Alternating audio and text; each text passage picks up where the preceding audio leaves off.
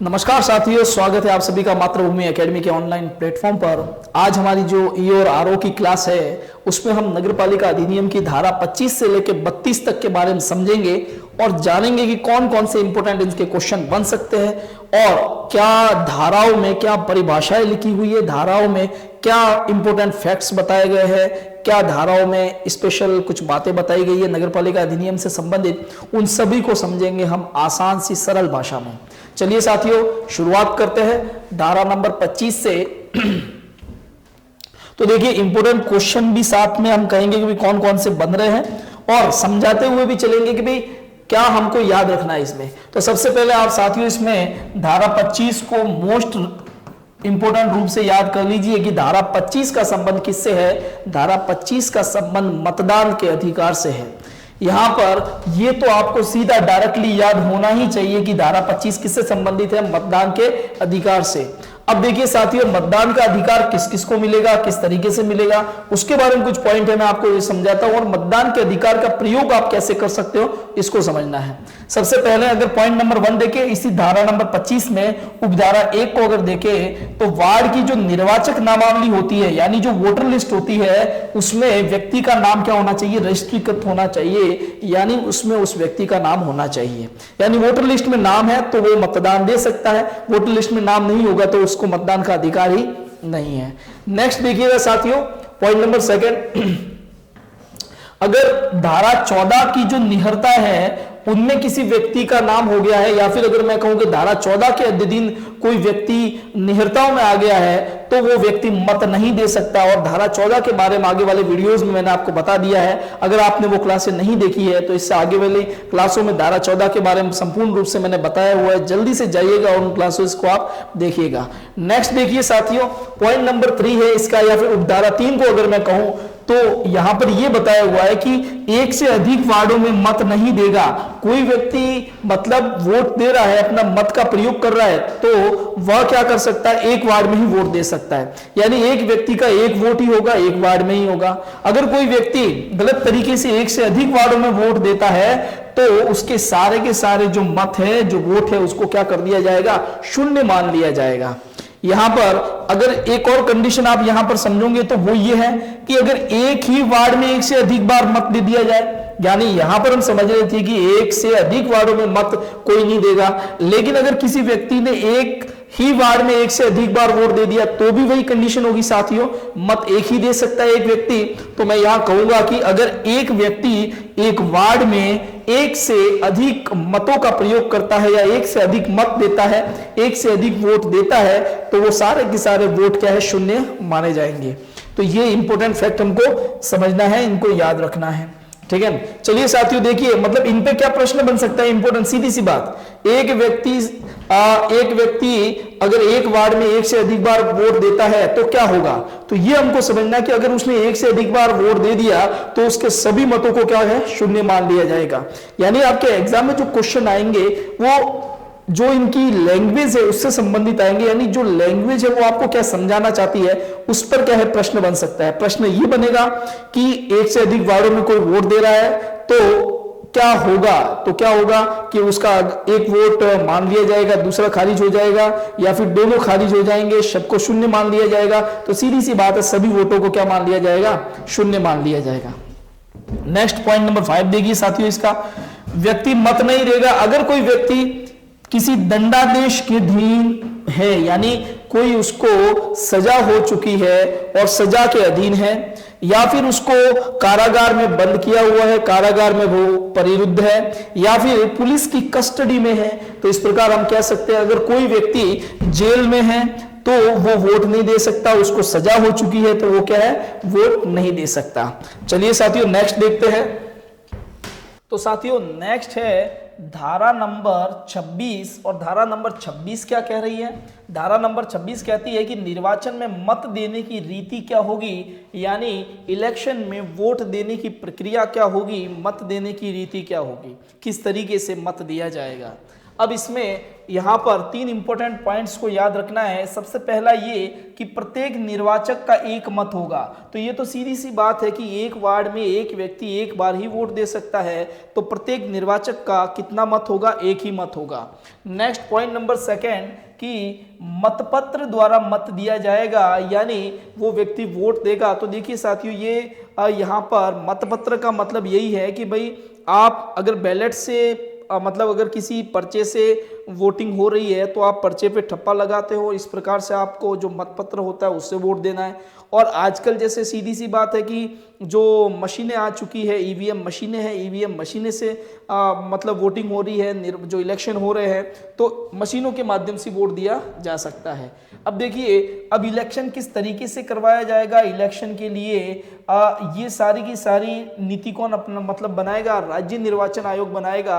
राज्य निर्वाचन आयोग क्या करेगा कि इलेक्शन किस तरीके से होना है, मतदान किस रीति से होगा, वो कौन डिसाइड करेगा? राज्य निर्वाचन आयोग करेगा। जैसे एग्जाम्पल के तौर पर मशीनों से, यानी जैसे ईवीएम मशीन से होगा या फिर मतपत्र से होगा, तो इस प्रकार जो भी डिसीजन लेना है वो कौन लेगा? राज्य निर्वाचन आयोग लेगा। धारा नंबर 25 किससे संबंधित है? तो धारा नंबर 25 है आकस्मिक रिक्तियां किस प्रकार भरी जाएगी। यानी सीधी सी बात है कि जैसे कोई सदस्य है, अगर वो त्याग पत्र दे दे या फिर उसकी मृत्यु हो जाए या फिर उसको हटा दिया जाए, तो ये जो मृत्यु होना, त्याग पत्र देना या उसको हटाना है उसके कार्यकाल से पहले, उसको कहते हैं आकस्मिक रीति, मतलब आकस्मिक रिक्ति। और आकस्मिक रिक्ति मतलब अचानक से वो जगह क्या है, वो पद है वो खाली हो गया है। अब इस पद को कैसे भरा जाएगा? तो सीधी सी बात है, इस पद को भरा जाएगा उप निर्वाचन से, री इलेक्शन से इस पद को भरा जाएगा। तो धारा नंबर 27 री इलेक्शन के बारे में समझाती है कि जो आकस्मिक रिक्तियां हो चुकी है उस आकस्मिक रिक्तियों को कैसे भरा जाएगा? री इलेक्शन से भरा जाएगा। नेक्स्ट, अब देखिए, इसमें कोई सदस्य एक पद ही धारण करेगा। तो सीधी सी बात है, कोई सदस्य क्या है, एक व्यक्ति एक ही पद धारण करेगा और वह पद भी अगर रिक्त हो जाता है तो री इलेक्शन होना ही है। नेक्स्ट आप इसमें देखो पॉइंट नंबर 3 कि जो री इलेक्शन होता है या फिर पद जो रिक्त होता है वो किस कारण से हो सकता है? मृत्यु के आधार पर, त्यागपत्र के आधार पर, या फिर उस व्यक्ति को हटाया जा सकता है। तो इन कंडीशन की वजह से क्या हो सकता है? वो पद खाली हो सकता है।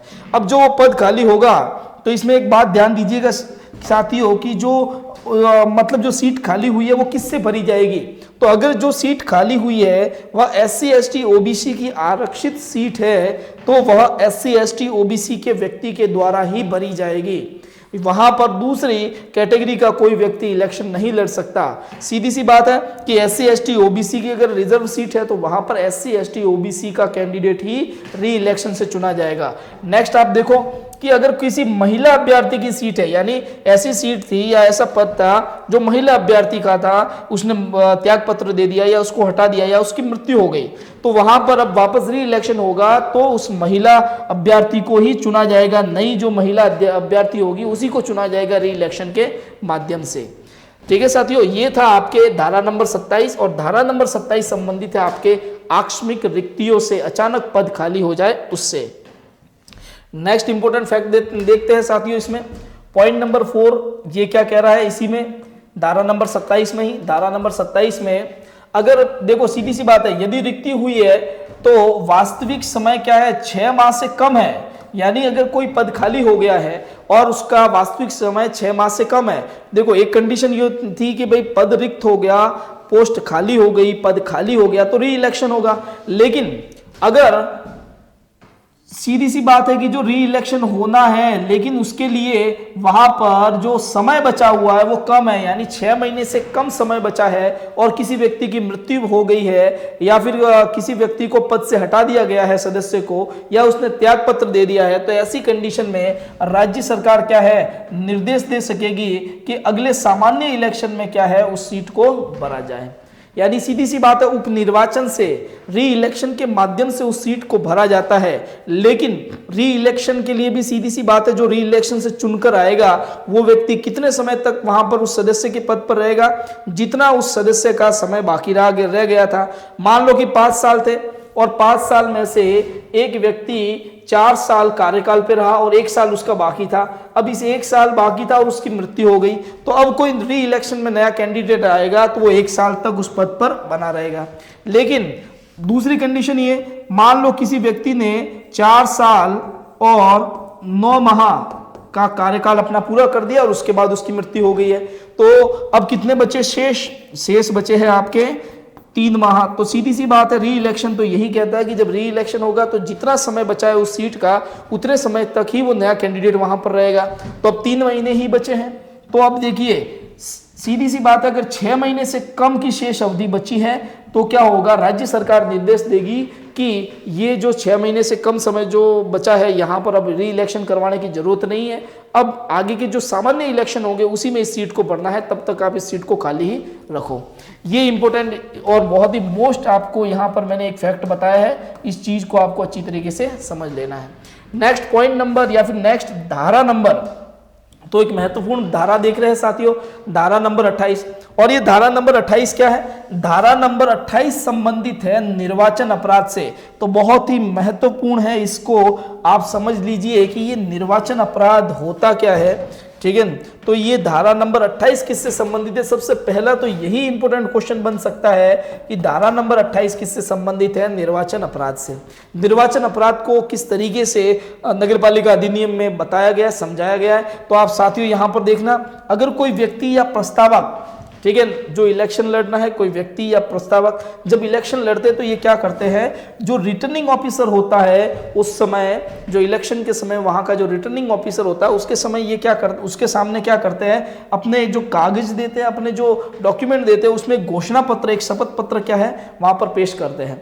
अगर कोई कैंडिडेट इस शपथ पत्र में कोई सूचना झूठी भरता है, कोई मिथ्या सूचना भरता है, या फिर कोई सूचना उसमें से छुपाता है, यानी कुछ गलत सूचना भरता है, या फिर कोई सूचना क्या कर दी जाती है, छुपा दी जाती है, ठीक है, इलेक्शन लड़ने के लिए वो ऐसा कर रहा है ताकि वो जीत के आगे बढ़ सके। लेकिन अगर हम देखें तो इसने जो डॉक्यूमेंट दाखिल किए है वो क्या है, गलत है, इसलिए इसको क्या कहा जाता है, निर्वाचन अपराध कहा जाता है। इसको निर्वाचन अपराध की श्रेणी में रखा जाता है। अगर कोई कैंडिडेट ये निर्वाचन अपराध करता है तो उसको 6 महीने का कारावास हो सकता है, साथ में जुर्माना भी हो सकता है, या तो 6 महीने का कारावास या जुर्माना, या फिर ये हो सकता है कि 6 महीना कारावास और जुर्माना दोनों साथ में उसको भुगतने पड़ सकते हैं। तो ये एक बहुत ही महत्वपूर्ण आपने इंपोर्टेंट जो धारा है उसको देखा है, और वो धारा कौन सी है, धारा नंबर 28, और वो किससे संबंधित है, निर्वाचन अपराध से संबंधित है। तो ये हमको डायरेक्टली याद रखनी है साथियों। तो यहां तक आपने देखी इंपोर्टेंट धारा नंबर 25, धारा नंबर 26, धारा नंबर 27 और धारा नंबर 28 को पढ़ा है। तो सबसे पहले तो आपको धाराओं पर जो सीधी सी बात है, धारा कौन सी किससे संबंधित है वो डायरेक्टली याद होना चाहिए। धारा नंबर 25 मतदान के अधिकार से संबंधित है, धारा नंबर 26 निर्वाचन में मत देने की रीति क्या होगी उससे संबंधित है, धारा नंबर 27 आकस्मिक रिक्ति हो जाए, कोई पद अचानक खाली हो जाए तो वो किस प्रकार भरा जाएगा उससे संबंधित है। धारा नंबर 28 है वो निर्वाचन अपराध से संबंधित है। ये हमको सीधे के सीधे रट लेने हैं। नेक्स्ट साथियों इसमें देखिए, जब धारा नंबर 28 के तहत कोई व्यक्ति निर्वाचन अपराध करता है तो उसमें कौन कौन से मतलब नियम या जो भी कायदे कानून लागू हो सकते हैं, ठीक है। तो उसके लिए लोक प्रतिनिधित्व जो एक्ट 1951 है, तो लोक प्रतिनिधित्व अधिनियम 1951 के जो उपबंध है उस उपबंध के आधार पर यह कहा गया है कि जो लोक प्रतिनिधित्व अधिनियम के जो उपबंध है वो कहां पर, नगरपालिका अधिनियम में क्या होंगे, प्रभावी होंगे। यानी इस प्रकार के निर्वाचन अपराध को रोकने के लिए जो लोक प्रतिनिधित्व अधिनियम के जो उपबंध है उन्हीं को कहां पर लागू किया गया है, नगरपालिका अधिनियम में लागू किया गया है। और कहा यह जाता है, या फिर इंपॉर्टेंट प्रश्न ये बनता है कि लोक प्रतिनिधित्व अधिनियम जो 1951 है उसकी कौन कौन सी धाराओं को नगरपालिका अधिनियम में प्रभावी बनाया गया है। तो देखिए इंपॉर्टेंट है, यहां पर आप सीधा सा इसको इस तरीके से याद रखिए। मैंने यहां पर ये डाटा पूरा खूब सारा लिख दिया, मैं इसको शॉर्ट में सीधा समझा देता हूं, और क्या याद रखना है वही आपको बता रहा हूं। और यहां पर ये याद रखना आपको कि लोक प्रतिनिधित्व अधिनियम जो है 1951 उसकी कौन कौन सी धाराओं को नगरपालिका अधिनियम में प्रभावी बनाया गया है। तो आप यहां पर देखोगे धारा नंबर 125, धारा नंबर 126, धारा नंबर 127, धारा नंबर 128, धारा नंबर 129 और धारा नंबर 130, धारा नंबर 131, धारा नंबर 132, धारा नंबर 133, धारा नंबर 134, धारा नंबर 135 और धारा नंबर 136। तो इस प्रकार आप देखो 1 2 3 4 5 6 7 8 9 10 11 और 12 लगभग सीधी की सीधी डायरेक्ट धाराएं क्या है, लोक प्रतिनिधित्व अधिनियम से क्या है, नगरपालिका अधिनियम में प्रभावी बनाई गई है। हम इसको डायरेक्ट ऐसे भी याद कर सकते हैं कि धारा नंबर 125 से लेकर धारा नंबर 136 तक, कौन कौन सी, धारा नंबर 125 से लेकर धारा नंबर 136 तक। अब यहां पर आप देखना कुछ धाराओं की उपधाराएं भी हैं, तो आप देखना यहां पर जैसे 127 का, तो 125 से 136 में 127 तो आ ही जाएगा, लेकिन इसके अलावा अन्य आप देखोगे अन्य कौन कौन सी धाराएं हैं इसी के अंदर, तो आप देखोगे एक तो 127 का, ठीक है, एक आप इसमें देखोगे 132 का, कौन सी है, 132 का, एक आप इसमें देखोगे 134 का, 134 का, 134 का और ख। इसके अलावा आप देखोगे 135 क ख ग, 135 क ख और ग। तो ये कुछ धाराएं हैं जो लोक प्रतिनिधित्व जो एक्ट है 1951 उनसे नगरपालिका अधिनियम में ली गई है। तो इनको डायरेक्टली हमको याद करना, रट देना है कि लोक प्रतिनिधित्व अधिनियम की कौन कौन सी धाराएं नगरपालिका अधिनियम में प्रभावी बनाई गई है। तो धारा नंबर 125 से लेकर धारा नंबर 136 तक कंटिन्यूस हमको याद रखनी है। उसके बाद 127 का और 132 का, उसके बाद 134 क ख और 135 क ख ग। तो ये हमको क्या करना है, इसमें याद करना, इतना सा इसको याद कर देना है। ओके साथियों, तो इसमें से यही आपको याद रखना है और मोस्ट इंपोर्टेंट है, इसको डाटा को आपको लिख के दिमाग में इसको कंठस्थ कर देना है। नेक्स्ट साथियों आप इसमें देखिएगा धारा नंबर 29 की मैं बात करता हूं कि धारा नंबर 29 किससे संबंधित है। तो धारा नंबर 29 भ्रष्ट आचरण से संबंधित है, ठीक है। तो ये देखिए भ्रष्ट आचरण होता क्या है और धारा नंबर 29 इससे किस प्रकार संबंधित है, यहाँ पर हमको क्या क्या समझना है वो यहाँ पर हम देखेंगे अभी इस धारा में। तो सबसे पहले धारा नंबर 29 को अगर मैं समझाऊं तो यहाँ पर ध्यान दीजिएगा साथियों कि मान लीजिए कि एक व्यक्ति है और ये एक दूसरा व्यक्ति है। इस व्यक्ति को यह व्यक्ति क्या कर रहा है, पारितोषण या फिर कोई ऐसा दान दे रहा है, ठीक है, जिसका उद्देश्य क्या है, उस व्यक्ति को खरीदना, उस व्यक्ति से जो भी इलेक्शन से संबंधित है वो फायदा लेना, ठीक है। तो यहाँ पर देखिए कि एक व्यक्ति दूसरे व्यक्ति को क्या कर रहा है, पारितोषण दे रहा है, इलेक्शन के समय में कोई ऐसा दान दे रहा है, ठीक है, जिसका उद्देश्य क्या है, निर्वाचन को, इलेक्शन को अपनी तरफ करना या फिर इलेक्शन में अपना फायदा ढूंढना।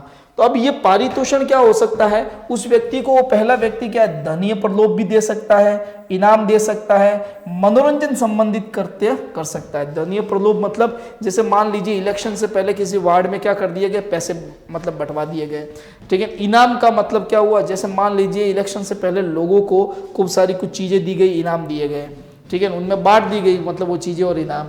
मनोरंजन संबंधित मान लीजिए कि उनको मतलब अपनी तरफ करने के लिए, अपने तरफ वोट जो भी मत है वो अपनी तरफ डलवाने के लिए कैंडिडेट ने क्या किया है, जो भी वार्ड के सदस्य थे उनके लिए एंटरटेनमेंट के साधन या फिर उनके लिए कुछ ऐसी सभा आयोजित की जहां पर वो उनको एक तरीके से अपनी तरफ झुकाव मतलब उनका करवा रहा है, उनको अपनी तरफ मतलब ऐसा दबाव बना रहा है ताकि उनके वोट उसकी तरफ पड़ जाए। तो ये सारे के सारे क्या है, एक तरीके से भ्रष्ट आचरण समझे जाते हैं।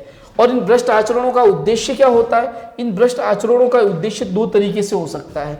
एक उद्देश्य तो ये होता है कि जो मान लीजिए दो कैंडिडेट है ए और बी, ये दोनों इलेक्शन लड़ने वाले हैं, ठीक है। अब इस कंडीशन में क्या है कि निर्वाचन में खड़े होने या ना होने, यानी ये ए क्या कर रहा है, इस बी को कह रहा है कि भाई तू इलेक्शन में खड़ा ना हो, ठीक है। तो इलेक्शन में खड़े होने या ना होने के लिए क्या किया जा रहा है, इस व्यक्ति को एक मतलब ए व्यक्ति इस बी व्यक्ति को क्या पारितोषण दे रहा है, धनीय प्रलोभ दे रहा है, इनाम दे रहा है, ठीक है।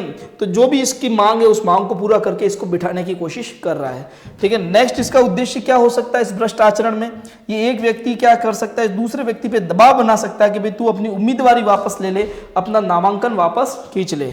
या फिर ये हो सकता है कि इसको किसी भी तरीके से निर्वाचन लड़ने से हट जाने के लिए दबाव बनाया जाता है, ठीक है। इसको पैसों का लालच दिया जाता है, इस पर दबाव बनाया जाता है, इसको धमकी दी जाती है, सारे के सारे क्या है इस निर्वाचन अपराध के अंतर्गत आते हैं। दूसरा उद्देश्य ये हो सकता है कि जैसे मान लो कि ये ए कैंडिडेट है और ये बी कैंडिडेट है।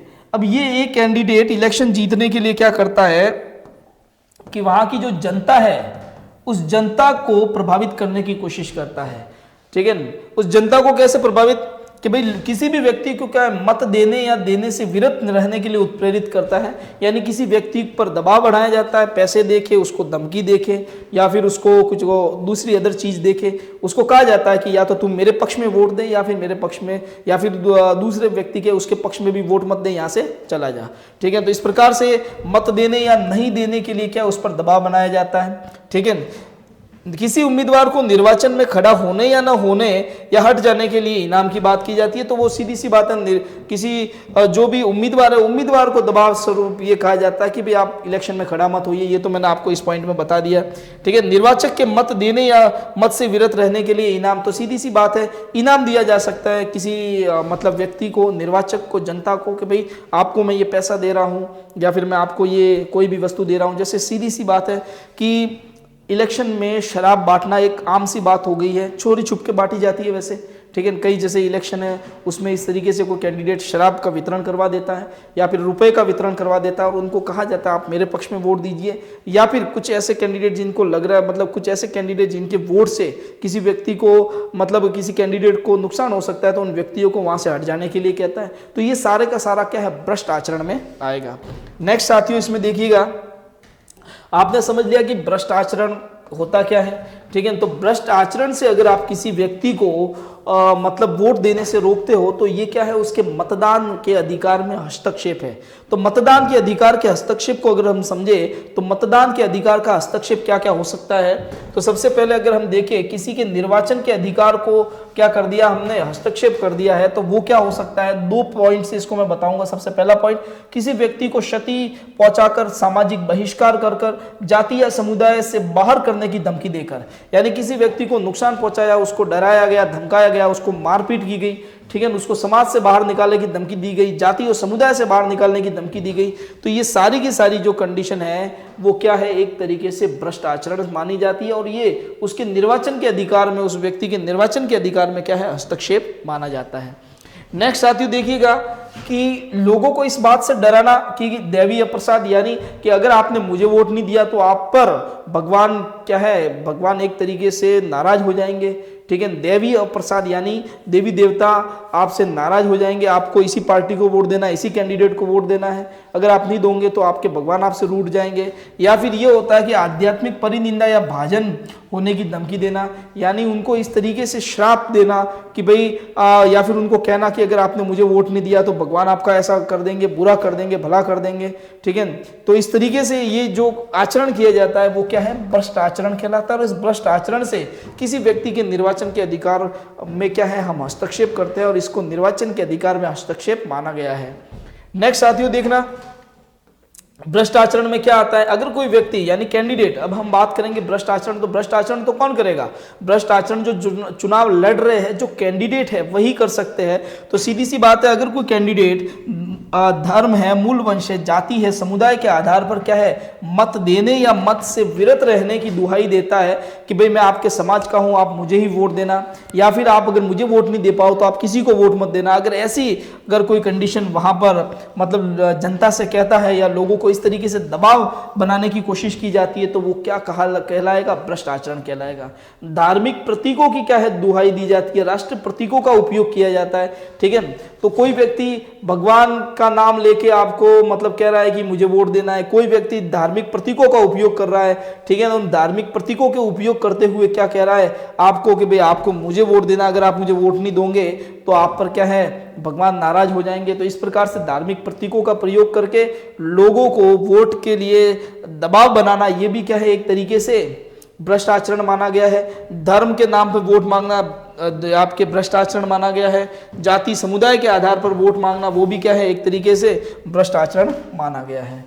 अब साथियों देखना यहाँ पर और क्या क्या हो सकता है भ्रष्ट आचरण में।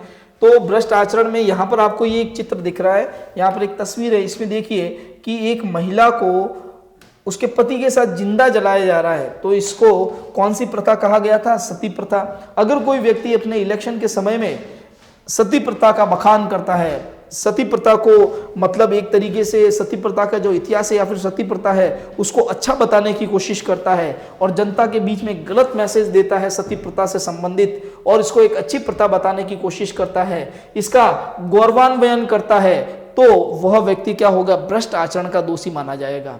यानी वो इलेक्शन लड़ रहा है लेकिन समाज की जो कुरीति है उसको बढ़ाने की कोशिश कर रहा है, ये एक तरीके से क्या है, भ्रष्ट आचरण समझा जाएगा। नेक्स्ट साथियों, इसमें देखिए कि नागरिकों के विभिन्न वर्गों में जाति, धर्म, मूल वंश, समुदाय के आधार पर शत्रुता या घृणा की भावना का संवर्धन करना, यानी जो नागरिक है उन नागरिकों के बीच में जाति, धर्म, समुदाय के नाम पर क्या है, आप शत्रुता पैदा कर रहे हो, घृणा पैदा कर रहे हो, ऐसे स्टेटमेंट दे रहे हो जिससे जातियों के बीच में युद्ध हो रहा है, लड़ाई हो रही है, धर्म विशेष के लोगों के बीच में लड़ाई हो रही है, दंगे हो रहे हैं, तो ये क्या है, एक तरीके से भ्रष्ट आचरण माना जाएगा। नेक्स्ट साथियों देखना, मतदान केंद्र के लिए निर्वाचक के परिवहन के लिए यान या जलयान को किराए पर लेना। तो अगर कोई कैंडिडेट उम्मीदवार क्या है, मतदान केंद्र पर जाने के लिए जो निर्वाचक है उन निर्वाचकों के परिवहन के लिए, उनको वहां तक भेजने के लिए क्या है, यान या फिर जलयान किराए पे लेता है, तो ये क्या है, भ्रष्ट आचरण माना जाएगा। लेकिन बात ध्यान दीजिएगा साथियों, जो निर्वाचक है यानी जो इलेक्शन में वोट देने वाले हैं यानी जो जनता है, वो अगर स्वयं के खर्चे पर कोई निर्वाचन केंद्र के तरफ जाने के लिए कोई यान जलयान किराए पर करती है तो उसको भ्रष्ट आचरण में नहीं माना जाएगा। तो सीधी सी बात है कि भाई जलयान या यान किराए पर लेना, कोई उम्मीदवार उसको किराए पे ले रहा है तो वो क्या है, भ्रष्ट आचरण है। लेकिन जनता उसको खुद किराए पे ले रही है तो वो क्या है, भ्रष्ट आचरण नहीं माना जाएगा।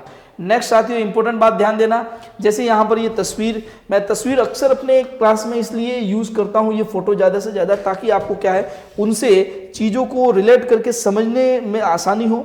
और यहाँ पर आप देखना मैंने रेलगाड़ी लिखी है, ठीक है। तो अब आप ध्यान देना, मतदान केंद्र के लिए लोक परिवहन यान या जलयान का उपयोग भ्रष्ट आचरण नहीं माना जाएगा। लोक परिवहन यान यानी जैसे बसें वगैरह हो गई और रेलगाड़ी है, ठीक है, इनका उपयोग क्या है, भ्रष्ट आचरण नहीं माना जाएगा। तो सीधी सी बात है, जो गवर्नमेंट की बसें हुई, रेलगाड़ी हुई, अगर उनका यूज व्यक्तियों को एक स्थान से दूसरे स्थान पर लाने के लिए करवाया जा रहा है तो उसको भ्रष्ट आचरण नहीं माना जाएगा। नेक्स्ट साथियों, कि भाई कुछ गवर्नमेंट के ऐसे अधिकारी होते हैं, राजपत्रित अधिकारी होते हैं, कुछ गवर्नमेंट के कर्मचारी होते हैं जिनको अपनी तरफ कोशिश मतलब करने की कोशिश की जाती है ताकि इलेक्शन में फायदा लिया जा सके। तो मैं यहाँ पर कुछ अधिकारियों की या फिर कुछ ऐसे मतलब जैसे राजपत्रित अधिकारी, संघ सशस्त्र बल के सदस्य, पुलिस बल, आबकारी अधिकारी, राजस्व अधिकारी, पटवारी, अन्य अधिकारी और सरकारी सेवा के सभी व्यक्तियों की बात करूं, अगर जो भी सरकारी सेवा में है व्यक्ति, उनको अपने लाभ हेतु सहायता का प्रयत्न करना भी क्या है, भ्रष्टाचार माना जाएगा। यानी उन व्यक्तियों को अपने लाभ के लिए, ठीक है, अपनी सहायता के लिए आपने उनसे कांटेक्ट किया है, ठीक है, और इनको अपने कर्तव्य से भटकाया जा रहा है और उनको अपने फायदे के लिए यूज किया जा रहा है, तो ये क्या माना जाएगा, भ्रष्टाचार माना जाएगा। वैसे तो साथियों देखना, जो भी गवर्नमेंट कर्मचारी होते हैं उनको क्या है, इलेक्शन में इस तरीके से इन्वॉल्वमेंट, मतलब जो इलेक्शन का काम करते हैं तो उन क्या है, एक तरीके से किसी भी पार्टी विशेष की तरफ उनका झुकाव नहीं होता है। लेकिन अगर कोई पार्टी विशेष किसी अधिकारियों को या फिर किसी कर्मचारियों को अपनी तरफ करने की कोशिश करती है और अगर उसने इस तरीके का कार्य किया है कि वह अधिकारियों को अपनी तरफ या फिर कर्मचारियों को अपनी तरफ करके इलेक्शन को प्रभावित करना चाहती है, तो वो क्या माना जाएगा, भ्रष्टाचार माना जाएगा। और ये सारे आपको यहाँ पर जो पद मैंने बताए हुए वो पता होने चाहिए। राजपत्रित अधिकारी, सशस्त्र बलों के सदस्य, पुलिस बल के सदस्य, आबकारी अधिकारी, राजस्व अधिकारी, पटवारी, अन्य अधिकारी और जो भी गवर्नमेंट की सेवा, सरकारी सेवा है उसके जो व्यक्ति है, उनका अगर अपने फायदे के लिए, अपने इलेक्शन के लिए किसी को द्वारा उपयोग किया जा रहा है तो वो क्या है, एक तरीके से भ्रष्ट आचरण है। नेक्स्ट साथियों देखना, ये मैंने भ्रष्ट आचरण के बारे में आपको पूरा का पूरा समझाया है। अब हम यहां पर देखेंगे धारा नंबर 30, ठीक है। तो उससे पहले मैं वापस वही आपको मेन बात समझा रहा हूं, याद रखिएगा कि धारा नंबर 29 किससे संबंधित है, 29 किससे संबंधित है, ये बहुत ही महत्वपूर्ण है। तो 29 नंबर जो धारा है वो किससे संबंधित है, आपके भ्रष्ट आचरण से संबंधित है। साथियों आगे नेक्स्ट इंपोर्टेंट धारा है धारा नंबर 30, और वो की वो बात, धारा नंबर 30 किससे संबंधित है, पहले आप उसको याद रखो। धारा नंबर 30 जो संबंधित है वो सिविल न्यायालय के अधिकार से संबंधित है। तो सीधी सी बात है कि जो सिविल न्यायालय होगा वो वार्डों के परिसीमन, अब देखिए जो न्यायालय की बात की जा रही है, कोर्ट की बात की जा रही है, और क्या कहा गया है कि जो वार्ड होंगे, वार्डों के परिसीमन, वार्डों के आवंटन, ठीक है, और निर्वाचक नामावली को तैयार करना, यानी जो वोटर लिस्ट है उनको तैयार करना, निर्वाचन के संचालन यानी जो इलेक्शन है उसका संचालन करवाना, यानी इलेक्शन करवाने, इन सारे के सारे मैटर पर कोई भी जो सिविल न्यायालय होगा किसी भी प्रकार का कोई भी प्रश्न ग्रहण नहीं करेगा।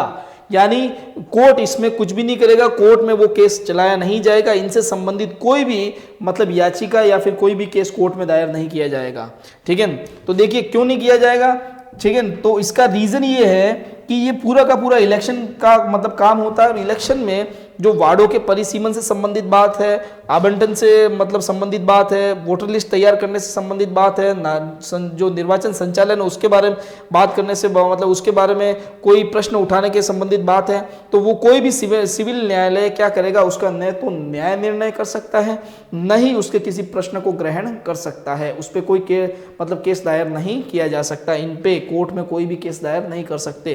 तो क्या होगा, तो ये हो सकता है कि जो निर्वाचन याचिका है, तो बहुत ही महत्वपूर्ण बात यहां पर एक नई टर्म आ रही है, निर्वाचन याचिका। ये निर्वाचन याचिका क्या होती है, यानी मान लीजिए कि इलेक्शन में घपला हुआ है, किसी व्यक्ति को जीतना चाहिए था वो हार गया, और जो व्यक्ति जो हारना चाहिए था वो जीत गया, वो भी इलेक्शन में कुछ गलत मतलब कृत्य करने के कारण वो जीता है। तो इस प्रकार किसी के निर्वाचन को चैलेंज किया जाता है, तो वो चैलेंज निर्वाचन याचिका के माध्यम से किया जाता है। यानी इलेक्शन में अगर कोई गड़बड़ी हुई है, कोई व्यक्ति मतलब जीत रहा था लेकिन उसको हरवा दिया गया है, ठीक है, या फिर उस व्यक्ति का नामांकन गलत तरीके से रद्द कर दिया है ताकि वो इलेक्शन से हट जाए, ठीक है, तो ऐसी कोई कंडीशन हो रही है कि भाई किसी व्यक्ति को, किसी निर्वाचक को मतलब किसी उम्मीदवार को लग रहा है कि भाई मैं जीतना वाला था लेकिन मुझे गलत तरीके से क्या है हरा दिया गया है, ठीक है, और वो एक तरीके से जो गलत तरीके से हराया है वो एक तरीके से भ्रष्ट आचरण है। तो इस संबंध में एक क्या है, निर्वाचन याचिका दायर की जाती है, और इस निर्वाचन याचिका के माध्यम से ही क्या है, सिविल न्यायालय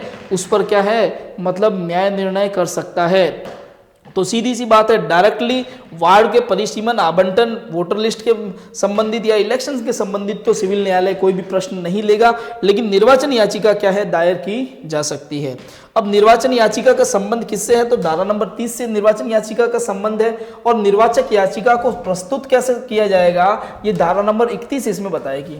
और धारा नंबर 31 किससे संबंधित है, याद रखना, ये भी निर्वाचन याचिका से संबंधित है, और इसमें 31 में ये कहा गया है कि ये जो निर्वाचन याचिका है वो प्रस्तुत कैसे की जाएगी या किसको की जाएगी। तो सबसे पहली बात, निर्वाचन याचिका प्रस्तुत की जाती है जिला न्यायाधीश के समक्ष, यानी जिस नगर पालिका में कोई घपला हुआ है, जिस नगर पालिका के इलेक्शन में कोई गड़बड़ी हुई है, उसमें कोई निर्वाचन याचिका दायर की गई है, तो वो नगर पालिका जिस जिले के अंडर में आ रही है वहां का जो जिला न्यायाधीश होगा, ठीक है, उसके समक्ष क्या किया जाएगा, निर्वाचन याचिका को दायर किया जाएगा, प्रस्तुत किया जाएगा। और ये निर्वाचन याचिका 1 महीने के भीतर आपको क्या है, प्रस्तुत करनी है। 1 महीने के भीतर ये निर्वाचन याचिका दायर की जा सकती है। और ये जो निर्वाचन याचिका 1 महीने के भीतर प्रस्तुत की जाती है, कब से, निर्वाचन की तारीख से, यानी जो इलेक्शन हो गया है या किसी मतलब चुनाव का रिजल्ट आ गया है उस तारीख से लेके 1 महीने तक क्या है, यहां पर जिला न्यायाधीश के समक्ष निर्वाचन याचिका को प्रस्तुत किया जा सकता है। नेक्स्ट साथियों, इंपॉर्टेंट इसमें ध्यान देना, निर्वाचन याचिका प्रस्तुतिकरण का आधार। कभी निर्वाचन याचिका हम क्यों दायर कर सकते हैं, निर्वाचन याचिका कैसे दायर की जाएगी, मतलब क्यों दायर की जाती है। तो सबसे पहला नंबर पॉइंट, निर्वाचित उम्मीदवार निर्वाचन की तारीख को अहर्त नहीं था, यानी जो जीत गया है वो कैंडिडेट जो निर्वाचन की तारीख है, जो इलेक्शन का रिजल्ट आया है उस दिन तक वो क्या है, उसकी योग्यता पूरी नहीं थी, फिर भी क्या है उसने इलेक्शन लड़ा और वो जीत गया, तो ऐसी कंडीशन में क्या है, निर्वाचन याचिका दायर की जा सकती है। धारा नंबर 29 में जो भ्रष्ट आचरण बताया, इससे आगे हमने पढ़ी थी धारा नंबर 29, तो धारा नंबर 29 में जो भ्रष्ट आचरण बताया है, उन भ्रष्ट आचरण का कोई व्यक्ति दोषी है और उसके बाद वो जीता है, ठीक है, तो उसके खिलाफ भी क्या है, निर्वाचन याचिका दायर की जा सकती है। नामांकन अनुचित रूप से खारिज किया गया, किसी कैंडिडेट जो जीत सकता था उसको हराने के लिए उसका नामांकन अनुचित रूप से क्या है, खारिज कर दिया गया, तो वो भी क्या है, एक तरीके से निर्वाचन याचिका उसके खिलाफ भी दायर की जा सकती है। नेक्स्ट पॉइंट नंबर 4 देखिएगा साथियों, और पॉइंट नंबर 4 में ये कहा गया है कि निर्वाचित उम्मीदवार ने निर्वाचन का परिणाम जो है वो क्या है, प्रभावित किया है। तो निर्वाचित उम्मीदवार जो मतलब सीधी सी बात है, इलेक्शन जीत गया है, लेकिन वो जीता कैसे, उसने जो इलेक्शन का जो रिजल्ट था उसको प्रभावित किया। और इलेक्शन का रिजल्ट कैसे प्रभावित किया है, तो सबसे पहला, किसी नामांकन की अनुचित स्वीकृति, यानी कोई जो नामांकन है उसको गलत तरीके से स्वीकृत किया गया है ताकि वो दूसरा कैंडिडेट हार जाए और मैं जीत जाऊं, तो ये भी एक तरीके से क्या है, इसके खिलाफ भी जो निर्वाचन याचिका है वो दायर की जा सकती है। निर्वाचित उम्मीदवार के हित में भ्रष्ट आचरण करना, यानी सीधी सी बात है, जो निर्वाचित जो उम्मीदवार है उसने क्या किया है, भ्रष्ट आचरण किया है, लोगों को धमकाया है, कैंडिडेट को धमकाया है, उसको जबरदस्ती क्या है बिठाया गया है, उसको जबरदस्ती इलेक्शन से हटाया गया है, ठीक है। तो ये सारे के सारे भ्रष्ट आचरण में है। मत अनुचित ग्रहण किया है, नामंजूर किया है या फिर खारिज किया है, ऐसा मत जो कि शून्य था उसको भी ग्रहण किया गया है। तो ये सारी की सारी कंडीशन क्या होगी, इस कंडीशन में निर्वाचन याचिका दायर की जा सकती है। यानी किसी वोट को गलत तरीके से ग्रहण किया गया है या फिर गलत फर्जी वोट डाले गए हैं, ठीक है, कोई वोट नामंजूर किए गए हैं, कुछ वोटों को खारिज किया गया है, या फिर जो वोट जीरो था, मतलब मान लो कि जैसे इस तरीके से हम कहें कि ईवीएम मशीन से जैसे वोट नहीं होते थे, तो ईवीएम मशीन से नहीं होते तो जैसे जो कैंडिडेट था उसका एक का निशान इस तरफ, एक का निशान इस तरफ होता था, और क्या करना पड़ता था कि भाई सील को लगाना पड़ता था। अगर आप इसको वोट देना चाहते हो तो इस तरफ सील लगानी पड़ेगी, इसको वोट देना चाहते हो तो इस तरफ सील लगानी पड़ेगी। लेकिन कभी कभी गलती से कोई व्यक्ति इनके बीच में सील लगा देता था तो ये वोट खारिज हो जाता था। लेकिन अगर कोई व्यक्ति जीतना चाहे तो उसने वहां पर कुछ ऐसी सेटिंग करके दबाव बना के इस खारिज वोट को भी क्या है अपने नाम करवा दिया, मतलब अपनी तरफ करवा दिया, और वो जीत गया है। तो ऐसे उसकी जो जीत हुई है उस जीत के खिलाफ क्या है निर्वाचन याचिका दायर की जा सकती है। नेक्स्ट था नियमों की अनुपालना नहीं की है, ठीक है ना, यानी अनुपालना की है, यानी जो व्यक्ति जीता है उसने नियम फॉलो नहीं किया, निर्वाचन मतलब जो निर्वाचन इलेक्शन के जो नियम है उसके उसने क्या है नियम फॉलो नहीं किए है और फिर वो जीता है, तो उसके खिलाफ भी क्या है जो पर्याप्त सबूत है तो उसके आधार पर निर्वाचन याचिका दायर की जा सकती है। नेक्स्ट इंपोर्टेंट साथियों और लास्ट जो धारा है आज की क्लास की, और वो है आपके धारा नंबर 32। तो धारा नंबर 32 किससे संबंधित है वो आपके डायरेक्टली मोस्ट इंपोर्टेंट पहला पॉइंट बन जाता है कि धारा नंबर 32 किससे संबंधित है। तो धारा नंबर जो 32 है वो अपील से संबंधित है। किससे संबंधित है साथियों, अपील से संबंधित। और इसमें क्या है मैं वो आपको बताता हूं कि जिला न्यायाधीश के आदेश की हाईकोर्ट में अपील, यानी देखिए साथियों मैंने बताया था कि भी निर्वाचन याचिका दायर की जाती है। निर्वाचन याचिका कहां दायर की जाती है, जो जिला निर्वाचन मतलब जो जिला न्यायाधीश होता है उस जिला न्यायाधीश के समक्ष निर्वाचन याचिका दायर की जाती है। और ये जिला न्यायाधीश क्या करता है, उस निर्वाचन याचिका पर एक आदेश देता है। अगर वो आदेश आपको सही नहीं लगता है तो उस आदेश के खिलाफ आप क्या कर सकते हो, हाई कोर्ट में क्या कर सकते हो, अपील कर सकते हो। तो जो जिला न्यायाधीश था उसका जो आदेश था उसके खिलाफ हाई कोर्ट में जो अपील की जाती है वो धारा नंबर 32 में कहा गया है कि धारा नंबर 32 ये कह रहा है कि भाई जिला न्यायाधीश के आदेश के खिलाफ आप हाई कोर्ट में क्या कर सकते हो, अपील कर सकते हो। अब हाई कोर्ट में जो ये अपील है उस हाई कोर्ट में जो अपील का जो समय है वो कब होगा, तो जिला न्यायाधीश ने जो आदेश दिया है उस आदेश से 30 दिन के अंदर अंदर आपको क्या करना है, यानी 30 दिन का आपको टाइम मिलेगा। वो 30 दिन के अंदर क्या करना, हाई कोर्ट में अपील दायर करनी है, ठीक है। अब हाई कोर्ट द्वारा जो अंतिम फैसला आएगा, ठीक है, वो कितने समय में आएगा ये भी क्लियर कहा गया है। किसमें, धारा नंबर 32 में क्लियर कहा गया है कि जो हाईकोर्ट का जो अंतिम फैसला है, यानी हाईकोर्ट इस मैटर पर, इस निर्वाचन याचिका पर जो फैसला देगी वो कितने समय में देगी, 3 महीने के भीतर भीतर इसमें क्या करेगी, वो अपना फैसला सुना देगी, अंतिम फैसला इसमें दे देगी, ठीक है। तो इस प्रकार हमने बहुत ही इंपॉर्टेंट धाराओं के बारे में यहाँ पर देखा। धारा नंबर 32 संबंधित है हाईकोर्ट में अपील से। धारा नंबर 31 निर्वाचन याचिका कैसे प्रस्तुत की जाती है उससे संबंधित है और किसको प्रस्तुत की जाती है उससे संबंधित है। धारा नंबर 30 निर्वाचन याचिका के बारे में थी। धारा नंबर जो 29 थी वो भ्रष्ट आचरण से संबंधित थी, उस पर अपने पूरी चर्चा की। धारा नंबर जो 28 है वो आपके निर्वाचन अपराध से संबंधित है, यानी आप कोई शपथ पत्र झूठा देते हो, कोई घोषणा झूठी करते हो, कुछ सूचना छुपाते हो इलेक्शन के समय में, तो वो भी आपके क्या निर्वाचन अपराध है, ठीक है ना। और धारा नंबर 27 आकस्मिक रिक्ति, यानी किसी सदस्य की अचानक मृत्यु हो जाए तो उस पद को कैसे भरा जाएगा उससे संबंध में है। धारा नंबर 26 निर्वाचन में मत देने की रीति कैसे होगी उससे संबंधित है। और धारा नंबर 25 है मतदान के अधिकार से संबंधित है। तो इस प्रकार हमने आज बहुत ही महत्वपूर्ण धाराओं के बारे में देखा। तो साथियों चैनल को सब्सक्राइब करिएगा, वीडियो को लाइक करिएगा और शेयर करिएगा। ज़्यादा से ज़्यादा इसको आप आगे कैंडिडेट के पास पहुंचाइएगा, अपने फ्रेंड सर्कल में पहुंचाइएगा, ताकि हम आपके लिए अच्छे से अच्छे बेहतर से बेहतर कंटेंट वाले वीडियो लेकर आ सकें। साथियों हमारा आप सहयोग करिएगा, हम आपके लिए वास्तव में बेटर से बेटर और बहुत अच्छी क्लासें लेके आएंगे। इसके साथ ही हम आपको यहाँ पर हमारे जो YouTube चैनल है, यो हमारे जो वीडियो है, इन वीडियो के डिस्क्रिप्शन में हमारी एप्लीकेशन का लिंक दे रहे हैं, उसको आप एप्लीकेशन को डाउनलोड करिएगा ताकि उस पर हम जल्दी से जल्दी जो टेस्ट सीरीज लेके आने वाले हैं उसको आप ज्वाइन कर सके